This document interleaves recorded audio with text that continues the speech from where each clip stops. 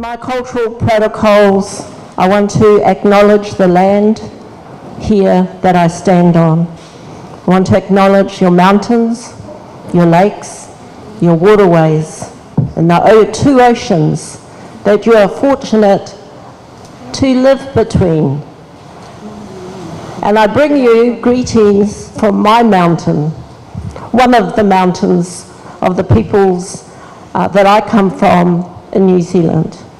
I also want to greet the peoples of this land, the peoples from the very past. So I heard someone say 50, 60,000 years ago.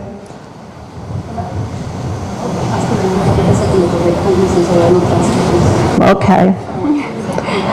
That was so fabulous.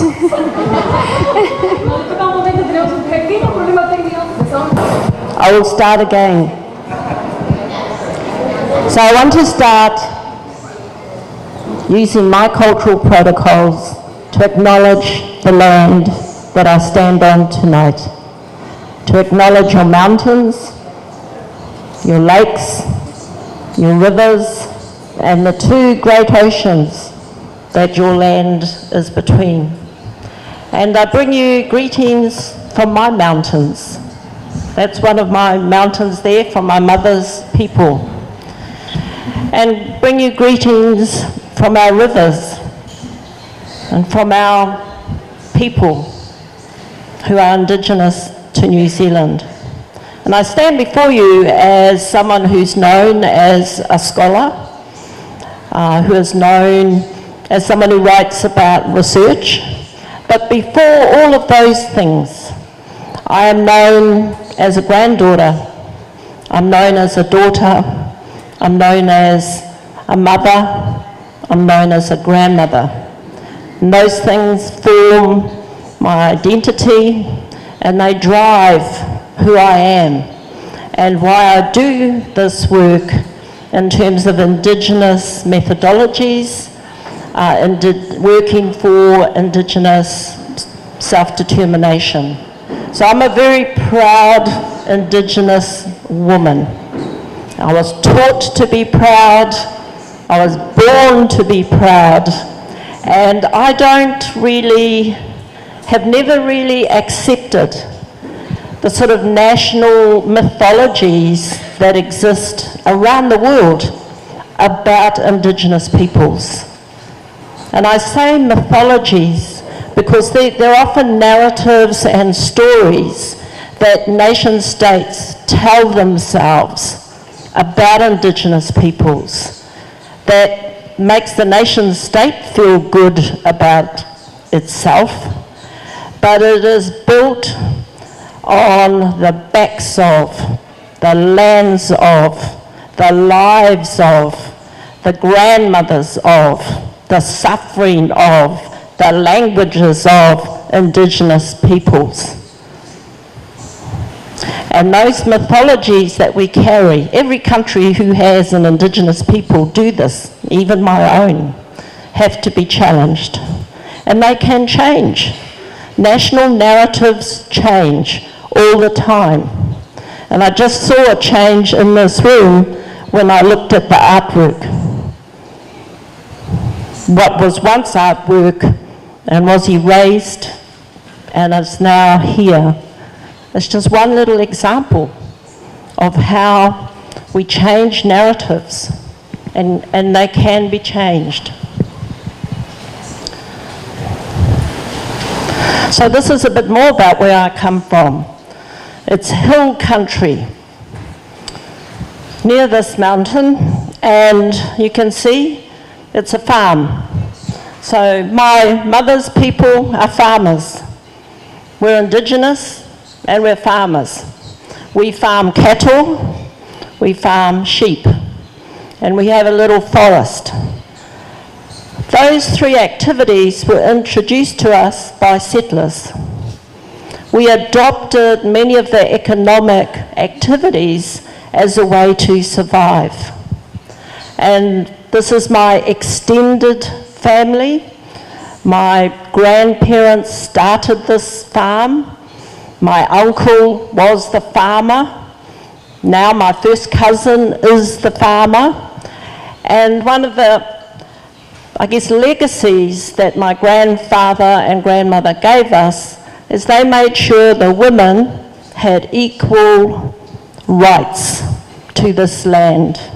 And actually we have a proverb in our community that if you want the land to stay with the people, you give it to the women.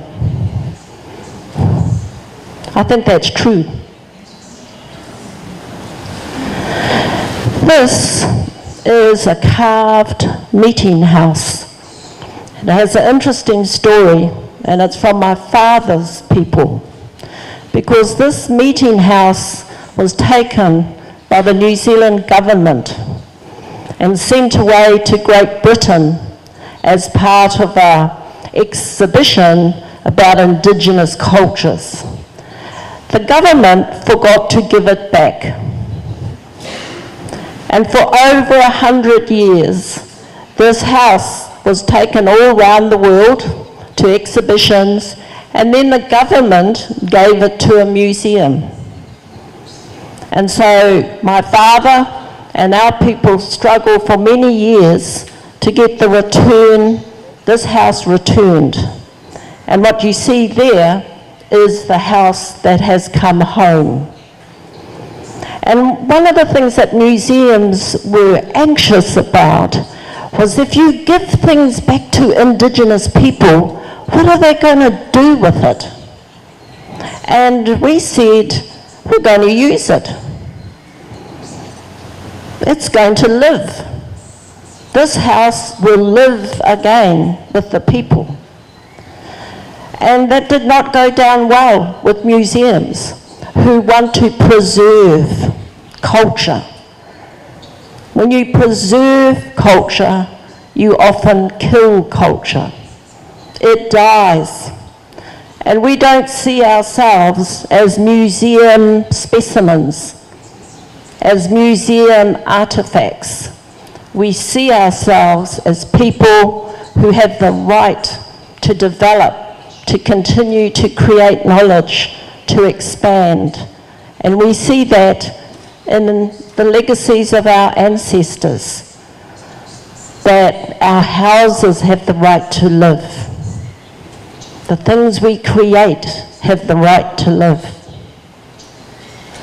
These are 3 of my great-grandmothers. The 4th one was a white woman from Britain. I don't have a photo of her, but these are my 3 Indigenous grandmothers. They're very fine, very staunch, very strong women. They lived to their over 100 years old, all 3 of them.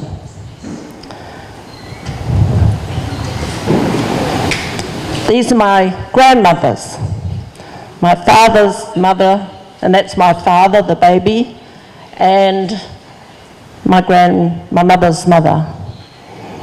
And my mother's family, my mother is the youngest of 16 children.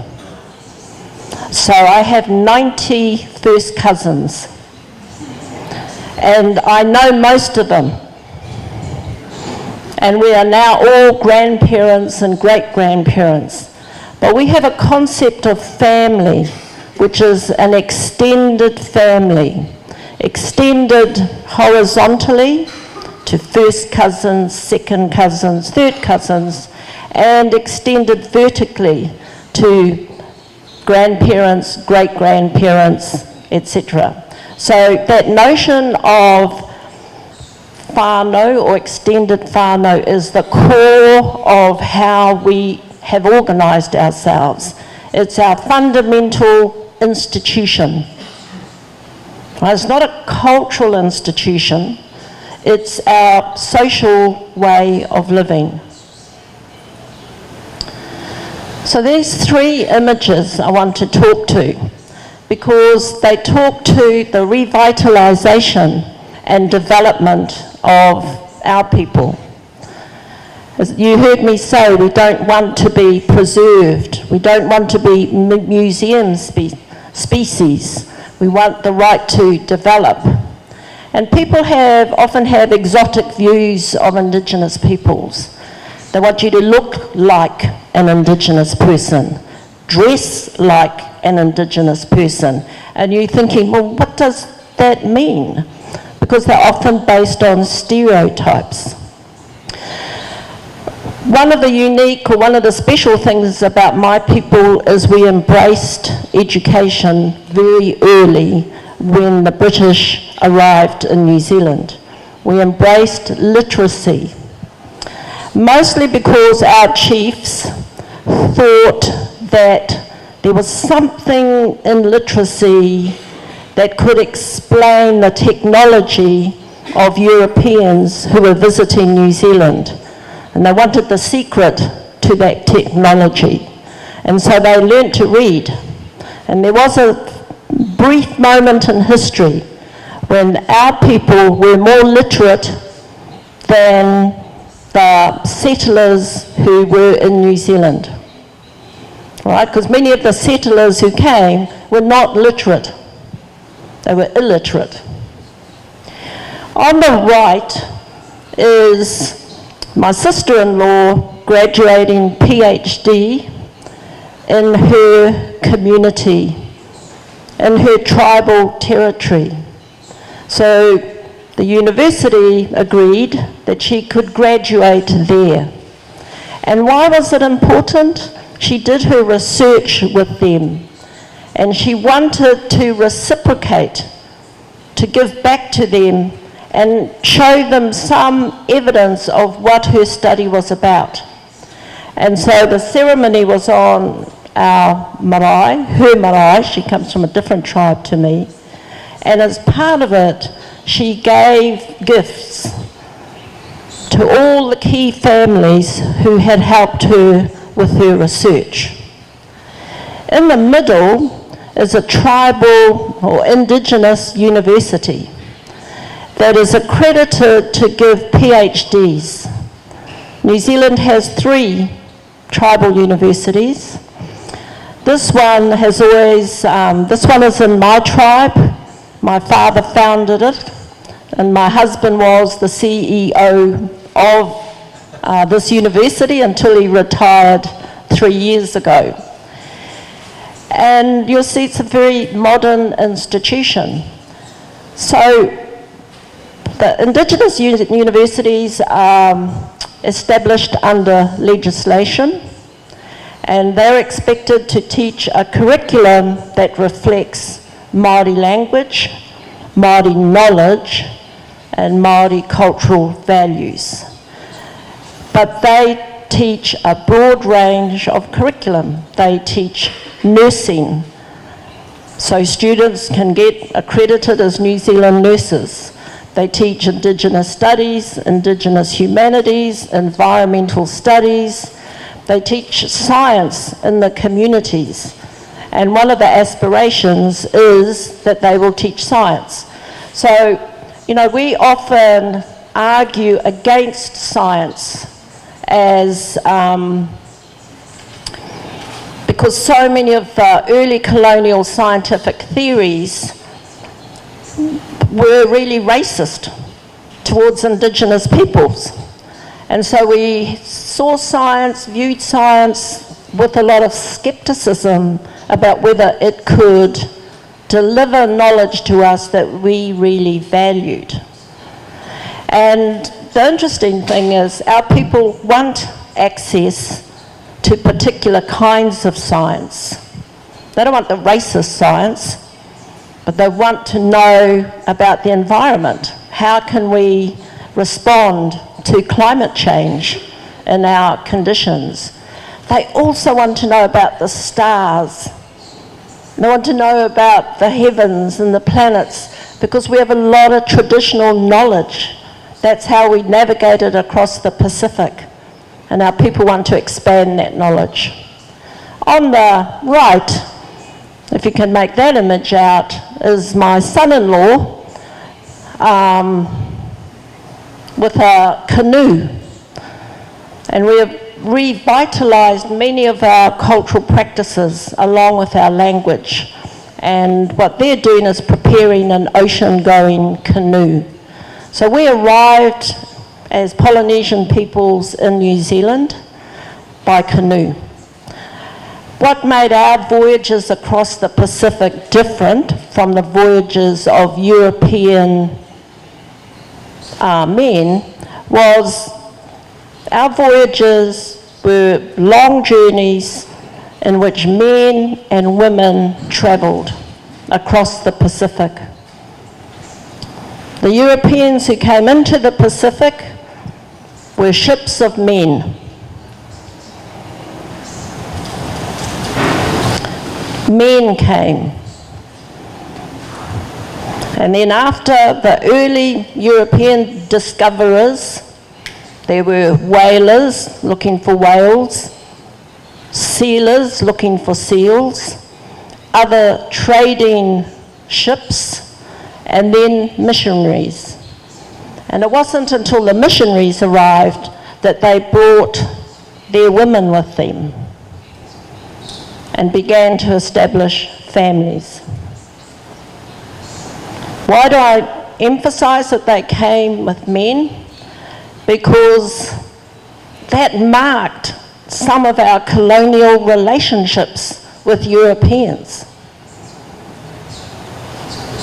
Because they had sex with our ancestors. They created children with our ancestors.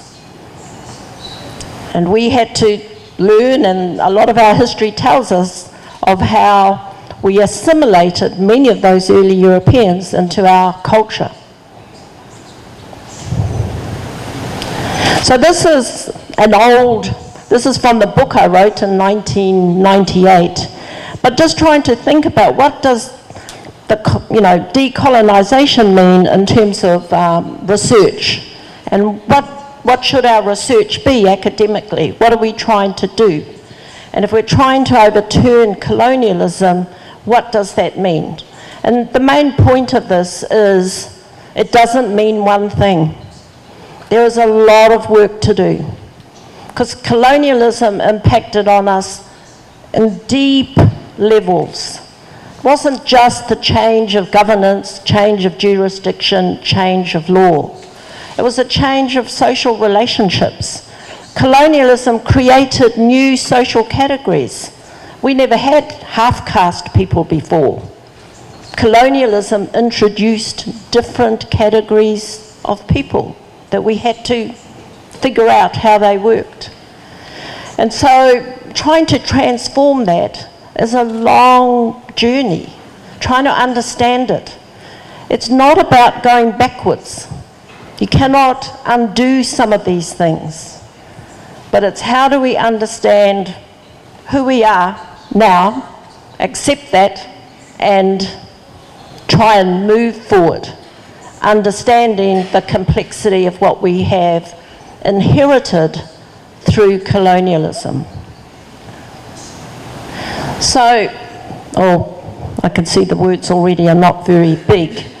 Just a few little points I'll read out.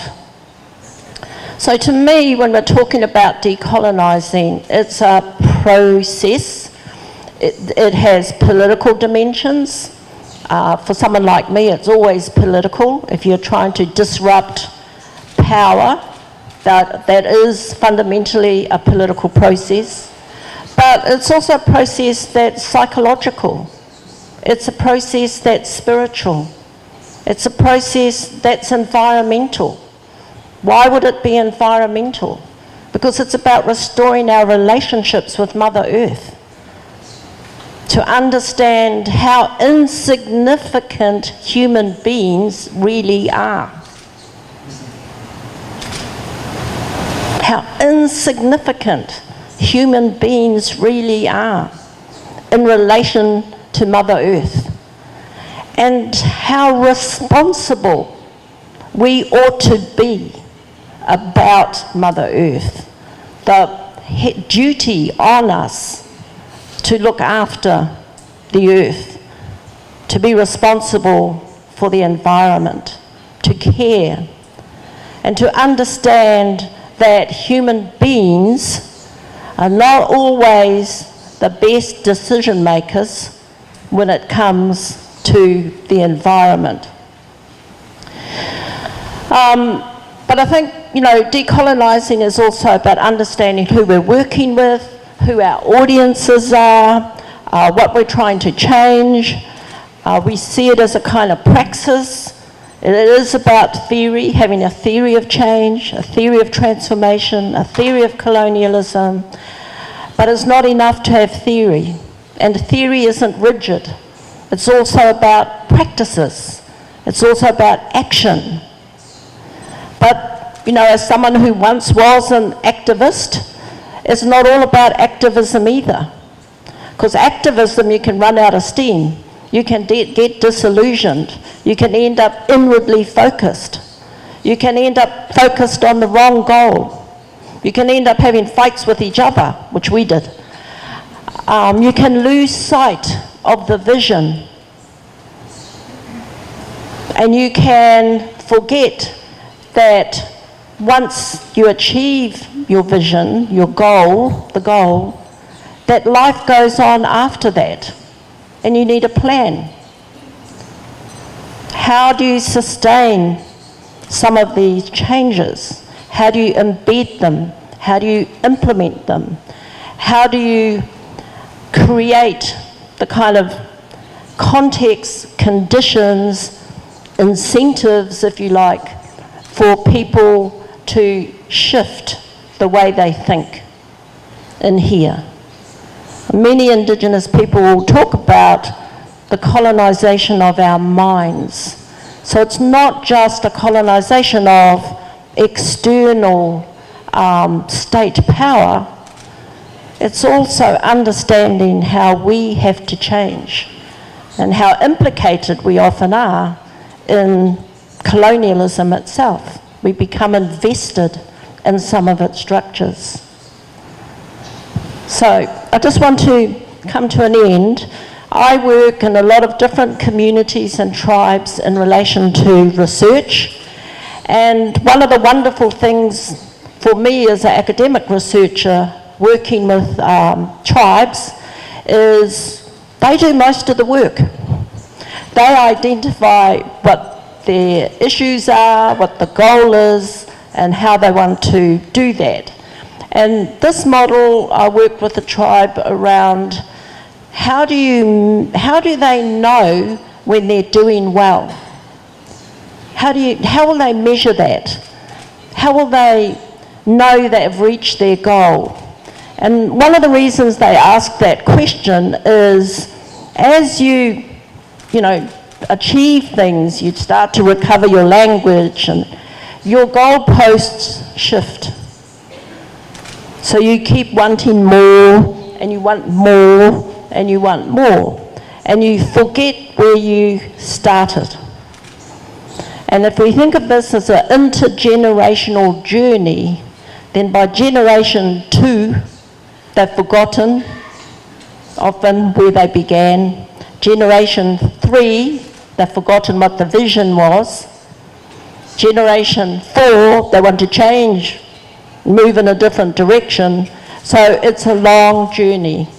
And what we did with the tribe was think, what will it look like for you when you know things are good? When you know you've achieved your goal? What, in terms of your actual practice, what would it mean? You've got your environments back, your people are well, you have your language, your cultural practices. What will that look like to you? And so what they said, it would mean we could be more hospitable to other people. It would look like that. Because we will have enough for ourselves, we will have plenty for ourselves, and we will have plenty to share. And so that was their image of well-being. That when they were well as a people, they will be able to share with others, which is a very generous view. And so we looked at some of the key areas that had to be worked on. So one of those is reconciliation. And not just reconciliation of the state with us or this tribe, but their reconciliation with each other. Reconciliation across the tribe and with other tribes. Because often tribes in our colonial experience, different tribes took sides. And some took sides with the government. The other one is regenerating culture. The other one is intergenerational development, and then practicing hospitality. And the final one is a way of being. So not just aspiring to well-being, but in the end living a way of being. And so that's been a 2-year project. It's one of many that I work on, but it's just kind of giving you a sense of how we're conceptualising research with Indigenous communities in our context. Thank you very much.